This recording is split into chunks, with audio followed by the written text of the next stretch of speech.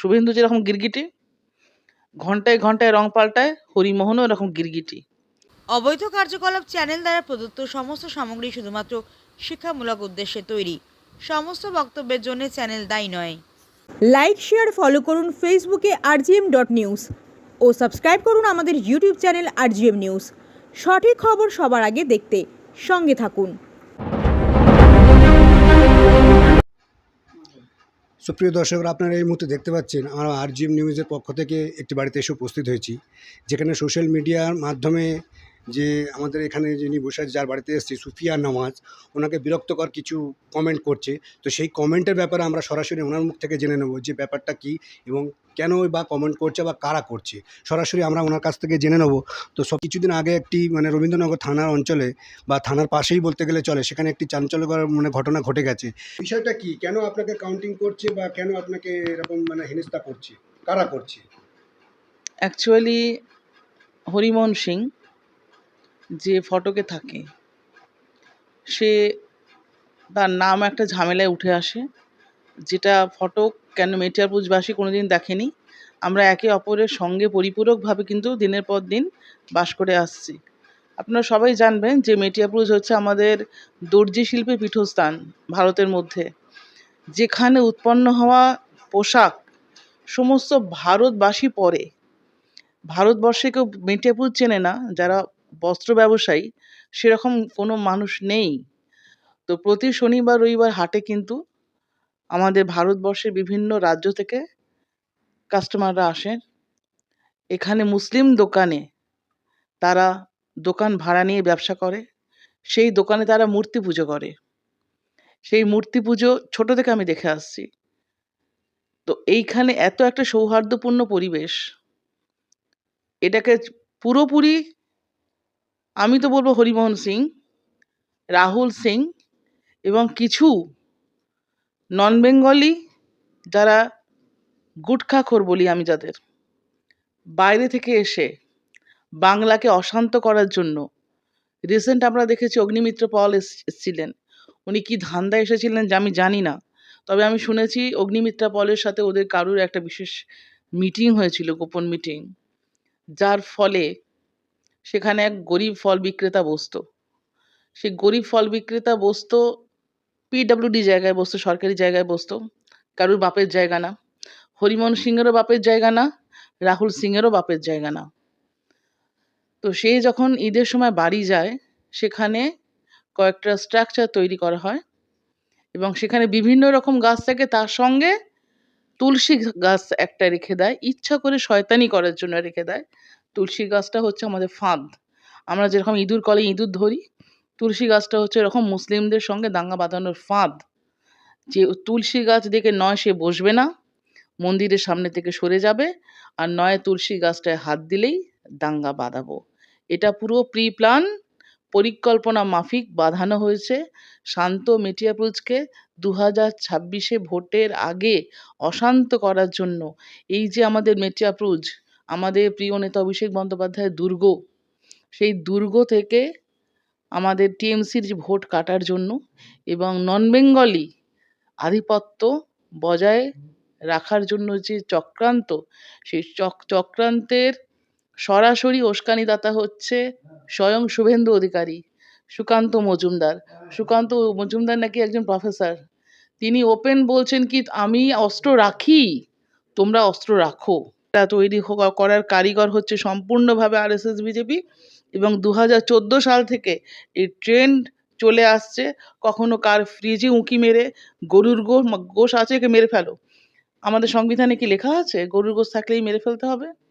কোথায় লেখা আছে? শুভেন্দু অধিকারী নিজে সংবিধান হাতে নিয়ে শপথ নিয়ে বিধানসভায় গিয়েছে, সুকান্ত মজুমদার সংবিধান হাতে নিয়ে শপথ নিয়ে পার্লামেন্টে গিয়েছে।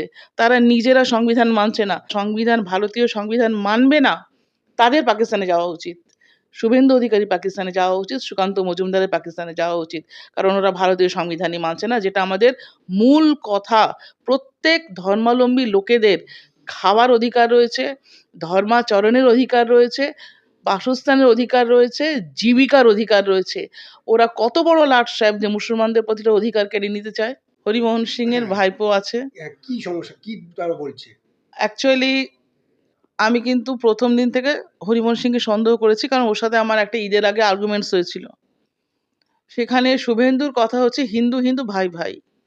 তো তার পরিপ্রেক্ষিতে আমি একটা পোস্ট করি যে হিন্দু হিন্দু ভাই ভাই, কিন্তু আমাদের হিন্দুদের জন্য পেট্রোলের দাম কম নাই। হিন্দু হিন্দু ভাই ভাই, গ্যাসের দাম 500 টাকা বেশি চাই, এরকম একটা পোস্ট করি। হিন্দু হিন্দু ভাই ভাই কিন্তু আমার কথা নয়। আমার কাছে হিন্দু মুসলিম ভাই ভাই, হিন্দু বৌদ্ধ ভাই ভাই, হিন্দু শিখ ভাই ভাই। হিন্দু হিন্দু ভাই ভাই, পাগল অর্ধ পাগল বলো না, ওকে আমি ফুল পাগলই বলি, শুভেন্দুর কথা। তার পরিপ্রেক্ষিতে হরিমোহনের মনে হয়েছিল আমার কথাটা সাম্প্রদায়িক। ও আমাকে সরাসরি সোশ্যাল মিডিয়াতে অ্যাটাক করে আমি নাকি সাম্প্রদায়িক কথা বলছি। আমি ওকে বলেছিলাম তুমি গণ্ডমূর্খ, তোমার নেতার কথা এটা, এটা আমার কথা নয়। তার পরিপ্রেক্ষিতে আমি পোস্ট করেছি। তো ও আমাকে কয়েকটা কথা বলে, তারপরে আমি যখন লাইভ করি ওর নামে, ও আমাকে রাত্রিবেলা তখন 12টার সময় ফোন করে। ফোন করে বলছে, দিদি তুমি আমাকে ভিলেন বানিয়ে দিচ্ছ, লাইভটা ডিলিট করে দাও। আমি এখানে থাকি, এখানকার লোকেরা ভুল বুঝবে। সবাই জানে মেটিয়াবুরুজ মুসলিম অধ্যুষিত জায়গা, 90% মুসলিম অধ্যুষিত জায়গা, এবং সেখানে হরি থেকে হরিমোহনের ব্যবসা মার খেত। খুব চতুর তো। ওর প্রতিটা যে ডায়াগনস্টিক সেন্টারে পেশেন্ট যেত না, ওর কেকের দোকান মার খেত।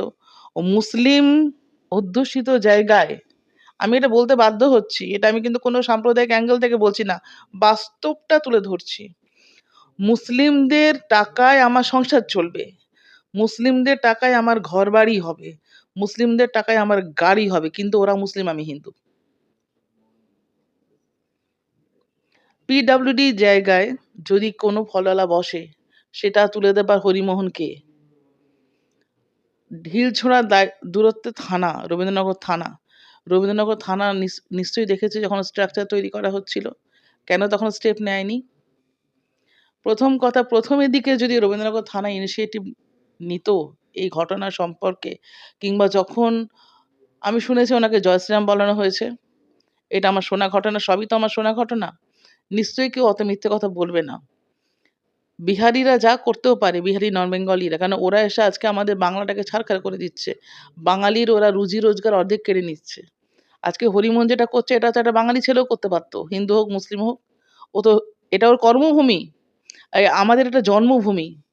জন্মভূমির অধিকার বেশি না কর্মভূমির অধিকার বেশি? কর্মভূমিতে মানুষ কম্প্রোমাইজ করে থাকে, আর জন্মভূমিতে মানুষ মানে মাথা উঁচু করে থাকে। তো আমাদের জন্মভূমি, আমরা ওর কাছে মাথা নিচু করে থাকবো, আর ও সেখানে ঠান্ডা মাথায় নতুন করে সন্ত্রাস ছড়িয়ে যাবে হিন্দু মুসলিম ভোটের আগে, ঠিক 26-এ ভোটের আগে। তোমরা একটু ভাই সময়টা খেয়াল করো, খুব ভাইটাল সময়। যে সময়টা হচ্ছে আমাদের 26-এর নির্বাচন আসন্ন, বিধানসভা। তার আগে একটা যদি ঝামেলা বাঁধানো যায়, হিন্দু ভোটটা কিন্তু বিজেপিতে চলে যাবে।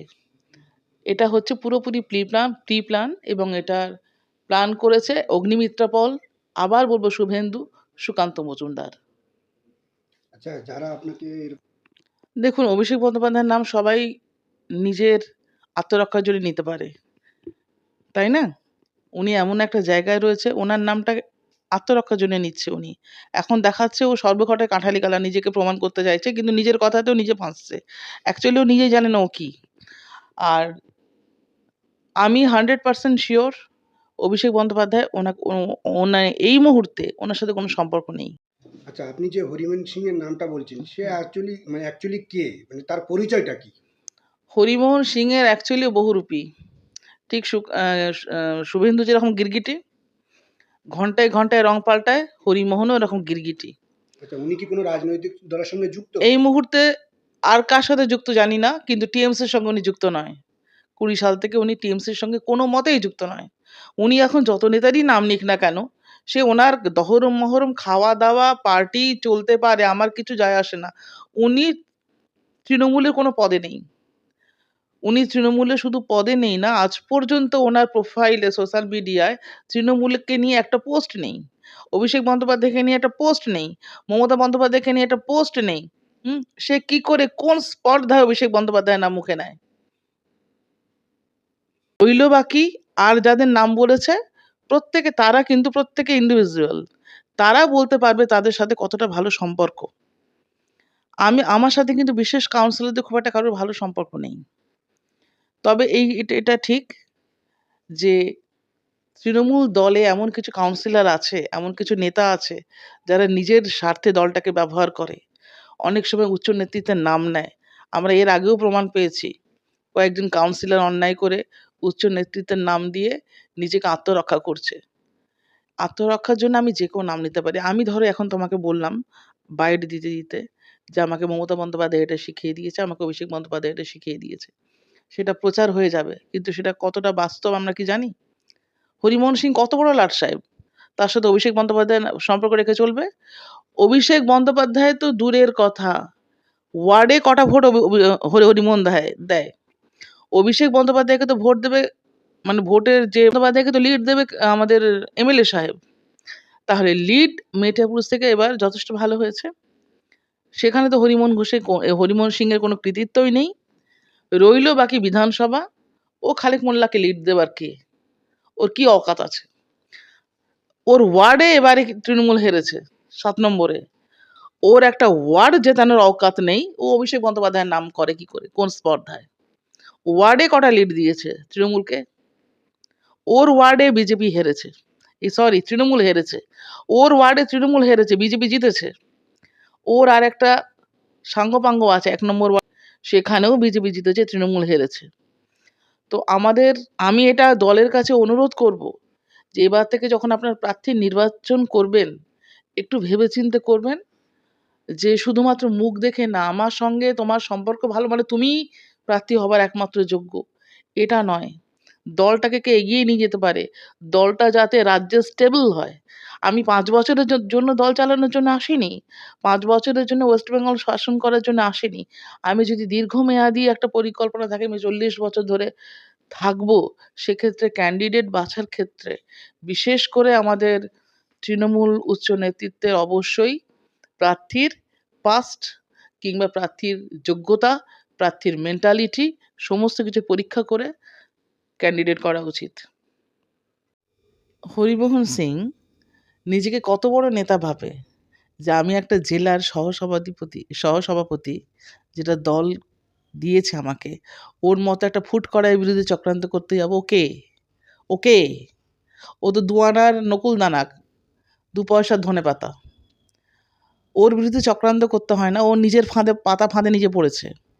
ও যে এতদিন ধরে সুপ্তভাবে হিন্দু সাম্প্রদায়িকতাকে উস্কিয়ে যাচ্ছিল, সেটার ফাঁদে পড়ে আজকে ও যখন মুকুল মিয়া আমাদের আগে থানার আইসির সহায়তা পেল না, এবং আমি তো বলবো এক্ষেত্রে কিছুটা প্রশাসনেরও গাফিলতি আছে ওর এই বার বৃদ্ধির পিছনে। প্রথমে যদি জিনিসটাকে বন্ধ করে দেওয়া যেত তাহলে এতটা এগোতো না। আর হরিমোহন সিংয়ের মতো ফুটকড়াইরা আমার নামে কি বললো তাতে আমার কিছু যায় আসে না।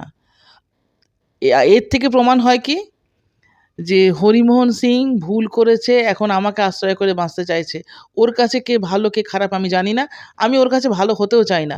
আর ও যদি মনে করে থাকে আমি চক্রান্ত করেছি, ওকে প্রমাণ করতে হবে। আপনার পরিচয়টা একটু বলুন।